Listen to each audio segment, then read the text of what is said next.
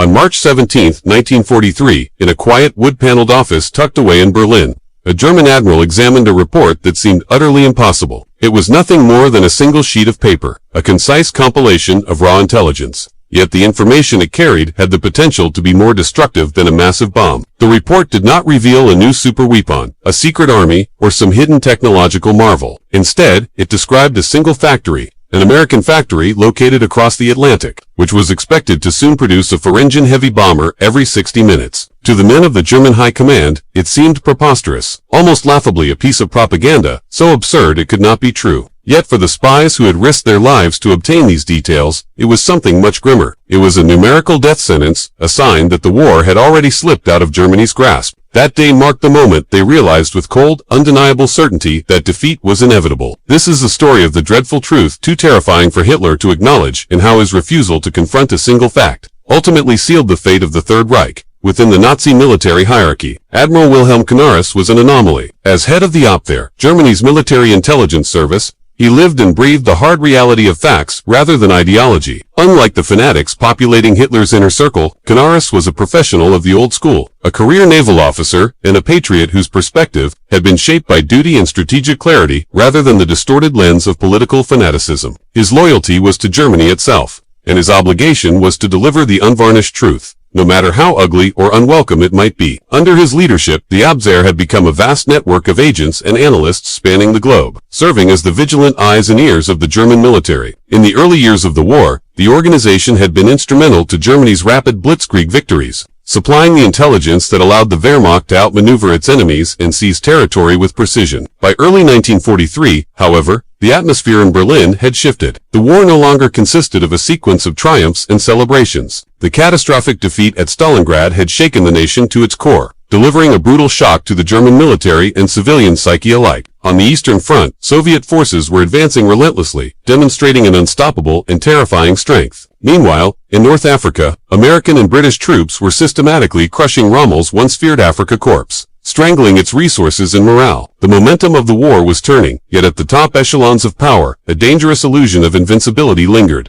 Hitler, ensconced in his Wolf's Lair headquarters, grew increasingly isolated from reality, surrounded by advisors and sycophants who filtered out any bad news and reinforced his delusions. He clung to the belief that victory was inevitable, that the German soldier was inherently superior, and that German science was unbeatable. In his mind, triumph was simply destiny. Into this bubble of self-deception, Canaris was about to deliver a shock of undeniable clarity. He understood the harsh mathematics of modern war, recognizing it not merely as a clash of armies, but as a brutal confrontation of entire economies. Success was measured in steel, oil, aluminum, and the relentless capacity to produce weapons of war. From his vantage point, at the center of a vast intelligence network, he began to perceive data that filled him with dread. The numbers suggested that Germany was not merely struggling, it was on the verge of being crushed by an industrial might it could scarcely comprehend. The intelligence did not arrive suddenly. It emerged gradually, piece by piece, like a creeping sense of doom. It began with faint whispers picked up by German agents operating in neutral countries. Reports trickled in from businessmen returning from the United States, describing factories so immense they seemed to have their own climate. Diplomats in Washington relayed details of production targets so staggering they appeared inflated, almost fantastical. A Swedish engineer sent coded communications describing aircraft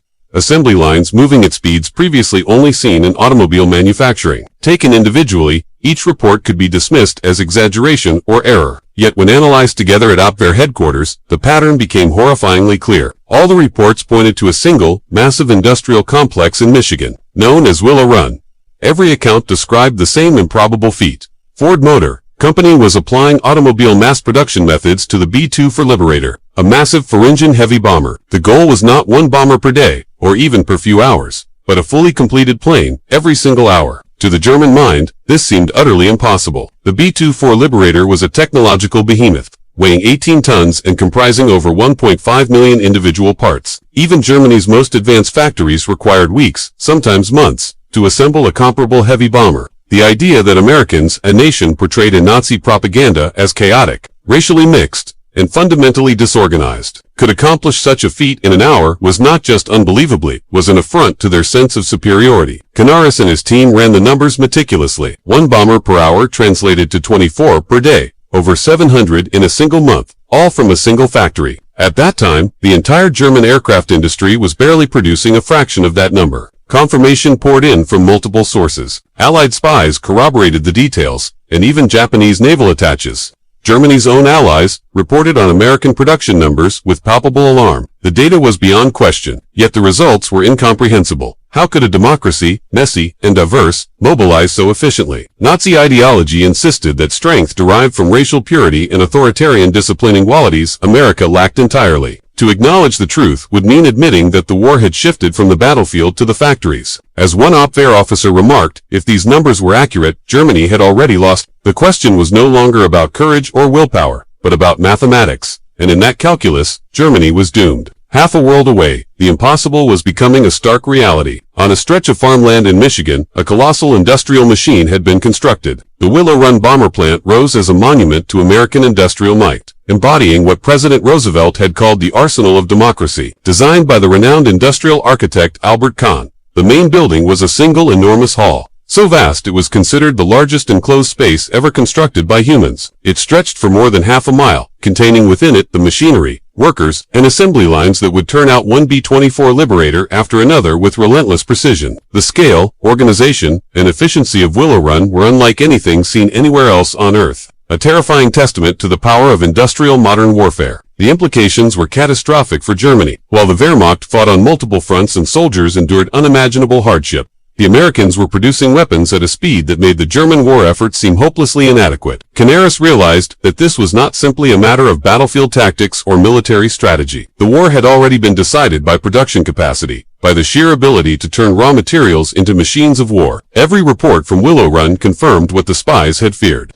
Germany's defeat was no longer a possibility, was an inevitability. The war had entered a new phase, one in which industrial power dictated outcomes. And in this realm, Germany could not compete, even as the Nazi regime clung to ideology and faith in the German soldier. The cold arithmetic of factories was determining the fate of the Third Reich. The chilling truth was that Germany's enemies were not only fighting on the battlefield, they were fighting in the factories, in the assembly lines, in the raw materials, and in the relentless efficiency of production. Willow Run represented the apex of this new kind of warfare. A factory that could create weapons faster than Germany could ever hope to match. Each completed B-24 was a step closer to the eventual collapse of the German war machine. A single hour marking a victory that German generals could not counter with tanks, planes, or manpower alone. Canaris and his team understood the significance. The tide had turned irrevocably, and no amount of courage, strategy, or ideology could reverse it. The numbers told the unflinching truth, and in that truth lay the death knell of the Third Reich. To avoid paying taxes across 2 counties, the assembly line at Willow Run had to make a strange 90-degree turn, with partially assembled bombers rotating on massive turntables, a maneuver that came to be called the tax turn. Yet the true revolution was not in the machinery, but in the production philosophy behind it. Henry Ford and his production manager, Charles Sorensen, had made a bold promise. They would manufacture airplanes using the same principles that produced the Model T.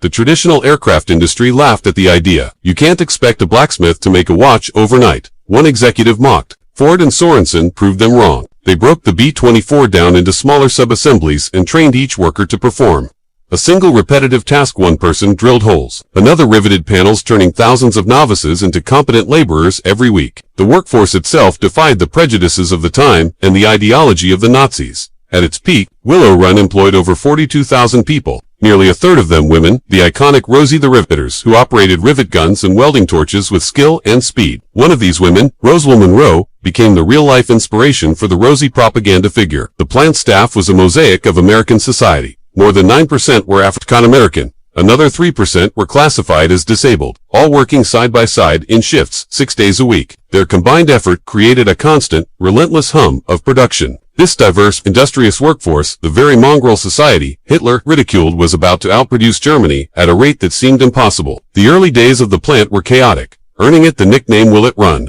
But by late 1943, the operation reached peak efficiency. Raw materials entered one end of the plant, and an 18-ton B-24 heavy bomber emerged fully assembled and ready for flight at the other. This was no propaganda. It represented a new type of warfare, one waged with industrial power. America had discovered a weapon the Third Reich could not counter. While German scientists obsessed over futuristic rockets, the Americans were perfecting the most devastating weapon of all, Mass production. Armed with this knowledge, Admiral Canaris faced his most difficult challenge, breaking through the ideological fortress surrounding Adolf Hitler. This fortress was reinforced by arrogance, willful ignorance, and the influence of Hermann Göring, the second most powerful man in Germany. As head of the Luftwaffe and a flamboyant World War I ace, Göring considered himself the ultimate authority on air power. He was also corrupt and egotistical, responsible for cultivating the myth of the Luftwaffe's invincibility. When Canaris presented the Abwehr's findings on Willow Run, Göring did not react with concern but with derision. Americans cannot build airplanes, he scoffed. They are very good at refrigerators and razor blades.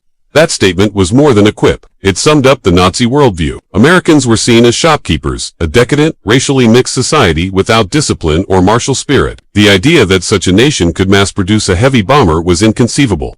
So the reports were dismissed as clumsy propaganda. For Canaris, this was maddening. He was offering mathematical certainty to a man living in fantasy. He tried to emphasize the specifics: the mile-long assembly lines, specialized tools, an immense capital investment, but Göring refused to listen. He and his inner circle clung to their narrative, and challenging it was considered heresy. Accepting Canaris's report would have been a personal admission of failure for Göring, an acknowledgement that the Luftwaffe was about to be overwhelmed. Consequently, the report was buried beneath Göring's immense ego, and the wall of denial remained intact. Canaris was left with the truth that could have saved Germany, but no one in power was willing to hear it. The final step was to present the information directly to Hitler. Approaching the Führer was perilous. Whether at the Berghof in the Alps or the Wolf's Lair in East Prussia, his headquarters were oppressive, paranoid environments where reality was whatever Hitler declared it to be. Briefings reinforced his beliefs rather than challenged them. Into this theater of delusion, the facts from Willow Run were a ticking time bomb. Hitler's perception of the United States was a contradictory mix of contempt and begrudging acknowledgement of its size. He saw the nation as racially impure and manipulated by Jewish finance. Confronted with the production figures from Willow Run, 1 bomber per hour, over 650 per month, Hitler reacted with fury, interpreting them as an affront to his ideology. The numbers could only be inflated fantasies, he believed, part of a Jewish conspiracy. Albert Speer, Germany's armaments minister, understood the implications. In later interrogations, he admitted that even if the Willow Run figures were only half accurate, Germany was doomed. But in Hitler's presence in 1943, voicing such a reality was suicidal. The confrontation between fact and ideology never occurred. Dogma always prevailed in the Third Reich. Canaris's warning was dismissed not as valuable intelligence, but as defeatism. Those who brought the truth were deemed weak, their loyalty questioned. In Hitler's worldview, the war was a test of will and blood, not logistics or production. A single sheet of paper, the result of countless spies' work, was brushed aside, ignoring the most critical strategic fact of the war. The enemy's industrial capacity was growing faster than Germany could possibly match. The decision was not made by reason, but by refusal to see. The spies were disregarded, the admiral silenced, and in that moment of ideological blindness, the fate of millions was sealed. The consequences of ignoring Willow Run were unavoidable. First came distant rumbles, then a deafening roar over the skies of the Reich. Believing their own hype, the German high command committed blunders, pouring resources into Hitler's so-called wonder weapons. The V-1 flying bomb and V-2 rocket, though advanced, were strategically marginal. The Messerschmitt Me-262 jet fighter arrived too late and in insufficient numbers. Meanwhile, the prophecy of Willow Run was coming true. By late 1943 and into 1944, the trickle of Allied bombers became a torrent. The USA's Air Force initiated relentless daylight bombing raids.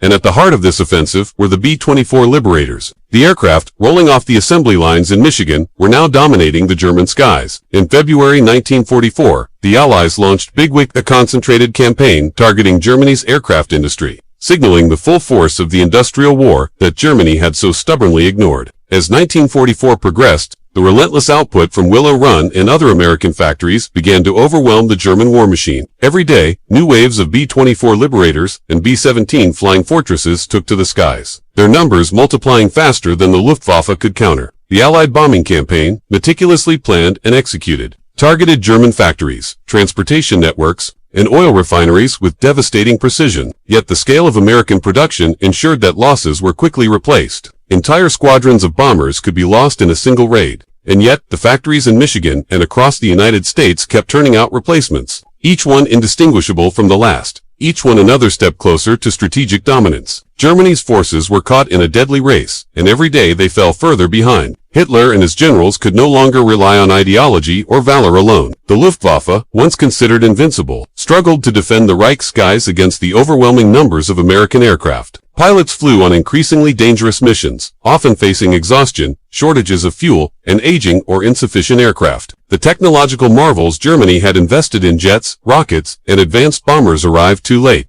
In too few numbers to change the balance of power. Each innovation was eclipsed by the sheer volume of bombers rolling off American assembly lines, a testament to the deadly effectiveness of industrialized warfare. Canaris's warnings, if they had been heeded years earlier, might have shifted priorities and resources. But in 1944, the Third Reich was locked in a struggle it could not win. The psychological impact on Germany was profound. Cities that had been untouched for years suddenly became targets of near-daily bombing. Factories, rail yards, and ports were destroyed or disabled. Yet every raid only seemed to fuel American production. The workforce at Willow Run and other plants did not rest, did not pause, did not falter. While Germany's industrial and military leadership was paralyzed by arrogance and denial, the Allies understood that control of the sky depended on endless output, on precision, coordination, and human endurance. Factories became the new front lines, and production lines became the ultimate weapons of war. Meanwhile, the human story behind Willow Run was equally remarkable. Tens of thousands of workers labored in shifts that spanned nearly the entire week, performing repetitive, physically demanding tasks with unerring skill. Women handled riveting and welding with speed that matched men in the factory. African Americans and immigrants operated machinery in assembly stations with the same precision, and disabled workers contributed wherever possible. These individuals, often overlooked in broader histories of the war, were the backbone of the industrial effort, embodying a democratic ideal of collective action, skill, and ingenuity that stood in stark contrast to the authoritarian, hierarchical society of Nazi Germany. Their labor turned raw metal into aircraft that would dominate the European skies and accelerate the Reich's collapse.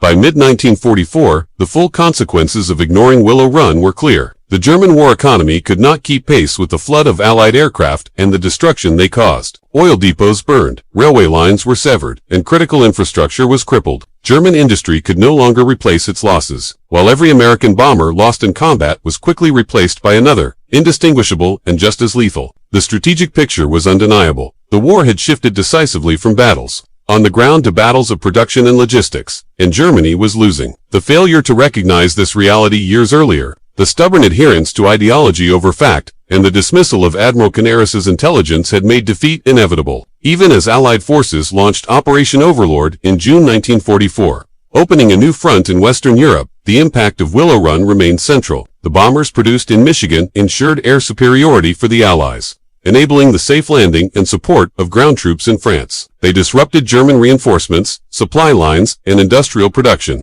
making the advance of Allied armies possible and minimizing their own casualties. Each bomber that rolled off the production line was a force multiplier, a single tangible demonstration of the strategic power that comes from industrial capacity. In retrospect, the story of Willow Run is not only a story of machines and assembly lines but of human ingenuity, coordination, and resilience. It illustrates a profound truth about modern warfare. The ability to produce, organize, and sustain an industrial effort can determine the outcome of a global conflict. While Hitler and his generals clung to ideology, arrogance, and outdated concepts of superiority, the Allies understood that victory depended on relentless execution, inclusion, and the effective harnessing of human and material resources. In the end, the very factors Hitler had dismissed, the industriousness of a diverse, democratic society, became the decisive weapon, a force that the Third Reich could neither comprehend nor counter, and a key reason why the war ended in Allied victory. Tens of thousands of bombers, many produced at Willow Run, relentlessly struck targets across Germany, reducing entire factories to ruins. The Luftwaffe scrambled to defend its homeland but was systematically overwhelmed. German pilots fought bravely, yet sheer numbers and production capacity made their efforts futile. For every fighter shot down, replacement planes were scarce,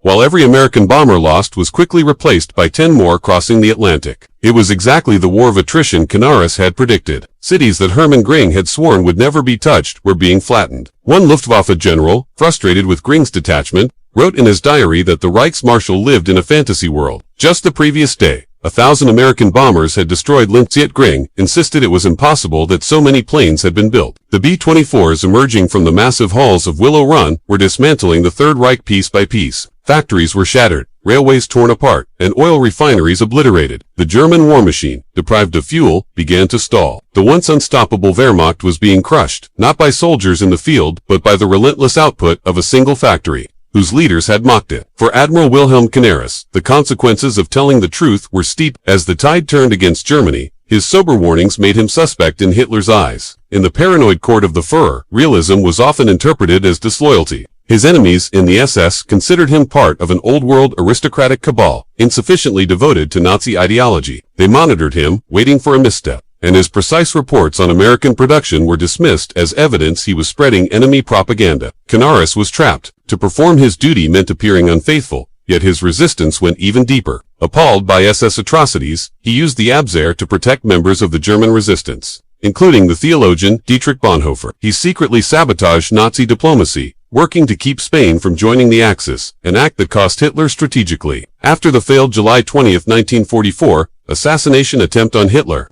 the Gestapo investigation uncovered extensive networks of opposition, many tracing back to the Abwehr. Canaris was arrested, and his personal diaries revealed the true depth of his dissent. On April 9, 1945, in the war's chaotic final weeks, Hitler personally ordered his execution. At Flossenburg concentration camp, Wilhelm Canaris, stripped bare, was slowly strangled with piano wire. It was a cruel and humiliating end for a man who had seen the future with remarkable clarity. The regime he had sought to save from blindness murdered him for delivering the truth. When the guns finally fell silent in May 1945, the numbers vindicated Canaris completely. The report he had received in 1943 had underestimated the scale. At its peak in 1944, Willow Run produced a B-24 Liberator every 63 minutes. By the end of its production, the plant had completed 6,970 B-24s and supplied another 1,893 knockdown kits for assembly elsewhere. One factory alone had outproduced the entire German aircraft industry in four-engine heavy bombers. Across the United States, over 18,400 B-24s were produced, making it the most mass-produced heavy bomber in history. From 1940 to 1945, American factories manufactured over 300,000 military aircraft, compared to roughly 94,000 combat planes produced by Germany in the same period. As industrialist William S. Knudsen remarked, victory came because the Allies overwhelmed the enemy with an avalanche of production, the likes of which Germany had never imagined. The failure was not an intelligence gathering. German agents had reported the numbers accurately. The failure lay in belief. The leadership's inability to accept facts that contradicted their ideological narrative led to a catastrophic cognitive collapse. Nazi leaders, blinded by their own propaganda, could not fathom the scale of American industry. They were defeated not by secret weapons but by mathematics and sustained production. The men and women whom Hitler had disparaged, working in a diverse and free society, produced the tools that crushed the Reich. The spies had been correct. The Admiral had been correct. Yet March 17, 1943, passed in Berlin without anyone in power willing to listen. The story of Willow Run demonstrates that history is often decided far from the battlefield, in quiet offices where a single piece of paper can determine the fate of millions. It is a stark reminder of how any government, any institution, or even an individual can be blinded by ideology and prejudice. The Third Reich fell not because it lacked information, but because its leaders refused to accept inconvenient truths. They constructed their worldview on the unstable foundation of racial mythology, and when confronted by the relentless arithmetic of production, that entire structure collapsed. The clash between the Abwehr's grim reports and the arrogant denials of Hitler and Göring was a struggle for the soul of the German war effort. Evidence and reality faced fantasy and ideology, and fantasy won. Dooming the Reich, Willow Run stands as a monument to the forces that Nazism sought to suppress. The power of a diverse, free society to innovate, organize, and achieve what authoritarianism cannot. The factory floor, chaotic and messy, yet astonishingly productive, was a microcosm of the Allied cause. People of all backgrounds, working together with ingenuity and purpose, accomplished the impossible. The lesson endures. The most formidable barriers are not physical but mental. The walls we erect in our own minds. When reality collides with ideology, it is often the ideology that falls, but only if we are willing to see the truth. By late 1944, the effects of Willow Run were undeniable. The plant's B-2 for Liberators, along with other American aircraft, dominated the European skies, enabling the Allies to maintain near-total air superiority. Daylight bombing raids devastated German industry, striking factories, oil depots, and transportation hubs with precision and overwhelming force. Each raid was compounded by the sheer volume of aircraft the Americans could produce. For every bomber lost, several more were ready to take its place. Germany's capacity to respond was collapsing. Pilots flew increasingly desperate missions, often facing overwhelming numbers of enemy aircraft, insufficient fuel, and aging or poorly maintained planes. Technological marvels like the Me-262 jet and V-2 rocket arrived too late to alter the balance of power. Meanwhile, Willow Run continued, churning out bombers at an astonishing pace, ensuring that every American loss was rapidly replaced, and every German defensive victory was fleeting. The psychological toll on Germany was immense. Cities that had been relatively untouched were now shattered. Civilians endured constant air raids, and vital infrastructure crumbled. The once mighty Luftwaffe could no longer protect key industrial centers or maintain supply lines. As German factories burned and rail networks were destroyed,